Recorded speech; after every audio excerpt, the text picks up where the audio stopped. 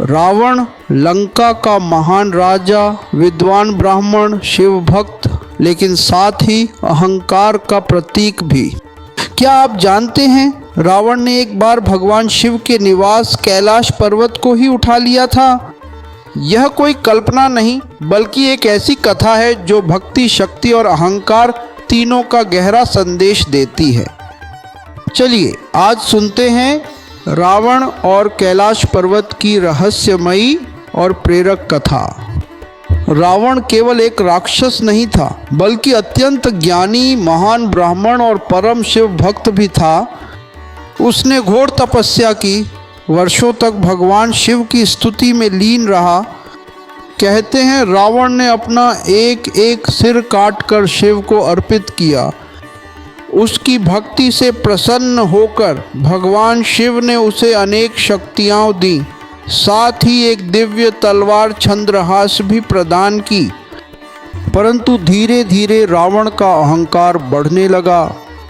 वह सोचने लगा कि अब वह अपराजेय है और जिसे वह पूजता है उसे अपने साथ ले जा सकता है।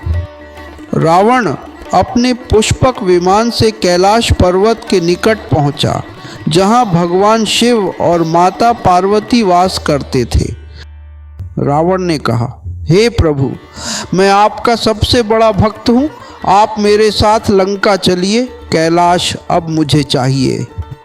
भगवान शिव मुस्कुराए, वे मौन रहे। रावण ने इसे स्वीकृति समझा और कैलाश पर्वत को अपनी बाहों से उठाने लगा। धरती कांपने लगी। पर्वत का भार उठते ही माता पार्वती घबरा गई और बोली, प्रभु, ये कौन बलशाली है जो आपके निवास को उठाने का प्रयास कर रहा है? शिवजी ने शांत स्वर में उत्तर दिया, यह मेरा परम भक्त रावण है, लेकिन अब इसका अहंकार सीमा पार कर रहा है। फिर भगवान शिव ने अपने पैर का केवल एक अंगूठा कैलाश पर्वत पर रख दिया। क्षण भर में पूरा पर्वत नीचे गिर पड़ा और रावण उसके नीचे दब गया। रावण तड़पने लगा, उसके 10 सिर चीखने लगे। वह कई वर्षों तक दबा रहा। दर्द और पश्चाताप से भरे हृदय से रावण ने शिव तांडव स्तोत्र की रचना की, जो आज भी भक्ति का उच्चतम उदाहरण माना जाता है। जटाटवी गलज्जल प्रवाह पावित स्थले, उसकी स्तुति से प्रसन्न होकर भगवान शिव ने रावण को क्षमा कर दिया और मुक्त किया। यह केवल एक कहानी नहीं, यह उस सत्य का आईना है जो हमें बताता है कि भक्ति चाहे कितनी भी गहरी क्यों न हो, अगर उसमें अहंकार मिल जाए तो वह विनाश का कारण बन जाती है। रावण ने शिव को प्रसन्न कर लिया था। उसकी तपस्या, उसकी साधना, सब कुछ अद्भुत था। भगवान शिव ने रावण को दबाया नहीं, उसके अहंकार को दबाया। जब रावण ने अहंकार छोड़कर फिर से भगवान की स्तुति की, तो वही शिव जिन्होंने उसे सजा दी थी, उन्हीं शिव ने उसे माफ़ भी कर दिया।